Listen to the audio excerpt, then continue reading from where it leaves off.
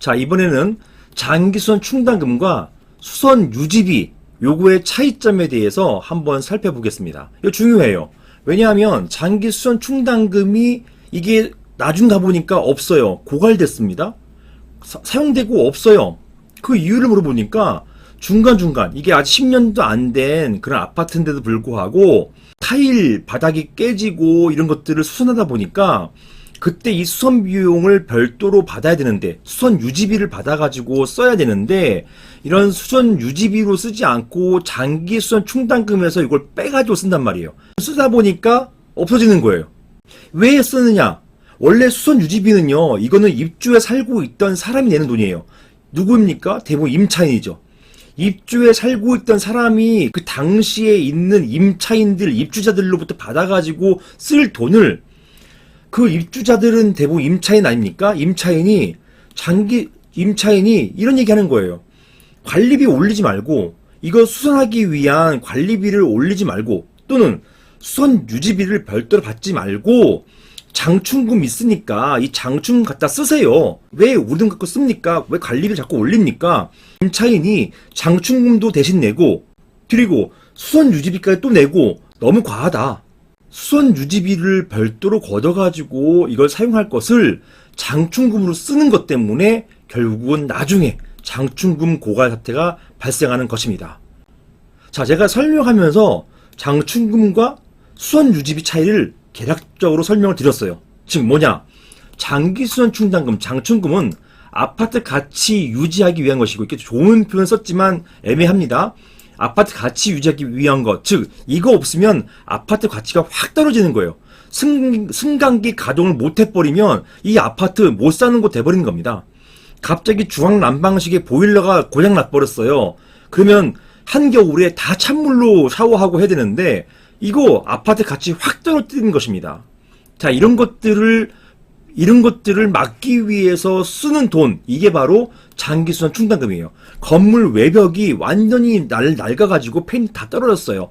정말 밖에서 보면 너무 우중충해요. 아파트 가치 확 떨어뜨리는 거잖아요. 이런 데 쓰는 돈이 장기수선 충당금이란 말입니다. 그런데요, 수선 유지비, 요거는 공용시설, 뭐 화장실 타일 바닥이 깨졌습니다. 화장실 보일러가 깨졌습니다. 화장실 보일러 그때그때 수리할 수 있는 거잖아요. 이 보일러가 지금 고장났습니다. 이런 것들을 위해 사용되는, 즉 소모성 지출, 그때그때 소모되는 그런 지출, 그리고 즉각적으로 사용해야 되는 것, 이것을 말하는 것입니다. 자, 이게 사실은 제가 설명한다 하더라도 애매해요. 그리고 실제로도 이게 애매하기 때문에 그래서 장충금 갖고 막 쓰는 거예요. 수선 유지비, 즉 그 살고 있는 입주자들로부터 조금씩 받아가지고 거기에 있는 보도블록 조금 깨진 거 수리하고, 그 다음에 화단에서 있는 죽은 나무 파내는 거 좀 수리하고, 이런 것들 좀 해야 되는데, 또는 여기에서 CCTV를 좀 설치하고 이런 것들을 해야 되는데 그런 돈들을 걷지 않고 관리비가 높아진다는 이유 때문에 미리 걷어놨던 장충금들을 막 쓴단 말이에요. 조금씩 야금야금 쓴단 말이에요. 이거의 원인은 수선 유지비와 장충금이 경계가 모호하기 때문인 것도 있어요. 이렇게 양자 구별이 쉽지가 않습니다. 그러니까 지금까지 장충금 고갈 사태가 됐다고 해가지고 이거 가지고 다들 입주자 대표 회장을 뭐 업무상 횡령으로 고소하고 한다 하더라도 실제로 대부분 거의 90% 이상, 90% 넘죠. 이상은 무혐의가 나오는 이유가 바로 그것이에요. 그분들이 그냥 자기 돈으로 써가지고 자기가 어떤 이익을 취한 게 아니라 그때그때 써야 될 것들, 뭐 CCTV를 설치한다든가 또 뭘 설치한다든가 이렇게 쓰는 돈을 장충금에서 갖다 썼기 때문에 이 자체가 용도에 어긋난다가 아니기 때문에 결국은 사용한 거를 가지고서 책임을 못 묻는 거예요. 법적 책임을 못 묻는 이유가 바로 그런 데 있습니다. 이유는 장충금과 수선 유지비 양자 구별이 쉽지 않기 때문이에요. 심지어는요, 아까 아파트를 제외한 나머지 상가, 오피스텔, 요즘엔 지식산업센터 이런 곳, 이것은 집합건물의 소유 및 관리하는 법률 적용을 받습니다.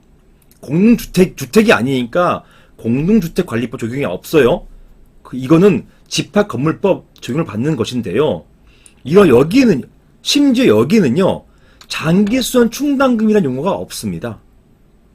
이거는 오히려 수선 적립금이라는 용어를 사용하고 있는데요. 이 용어 안에 장충금과 수선 유지비가 혼합되어 있어요.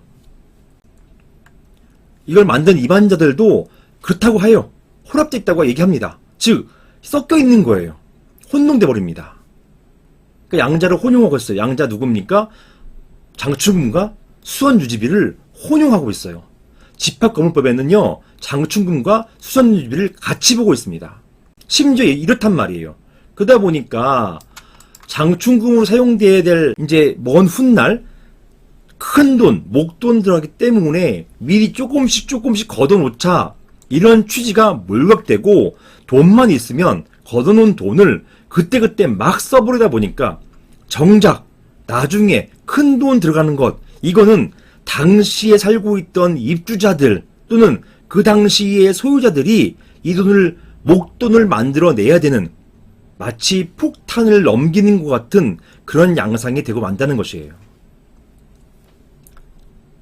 자, 어찌되었든 장기수선 충당과 수선 유지비는 개념상 구분할 수 있다 하더라도 실무에서는 혼동되고 있다, 혼용되고 있다, 이렇게 보시면 되겠습니다. 자, 방금 전에 말씀드린 집합건물법 규정이 이거예요.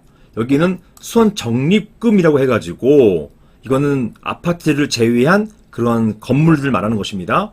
이런 수선 적립금을 사용하기 위해서 요거는 관리단, 입주자 대표회의 같은 그런 관리단에서 이런 수선 적립금을 걷고 그리고 수선 계획을 세우고 할 수가 있다라는 것이에요. 여기 보시는 것처럼 충당금 또는 적립금, 이게 장기 수선 충당금이잖아요. 이건 수선 유지비 같은 구별되는 개념을 볼 수 있겠네요. 이걸 이렇게 섞어 쓴단 말입니다. 예, 섞었어요. 이렇게. 이런 점만 보더라도 장기 수선 충당금과 수선 유지비 구별이 쉽지가 않습니다.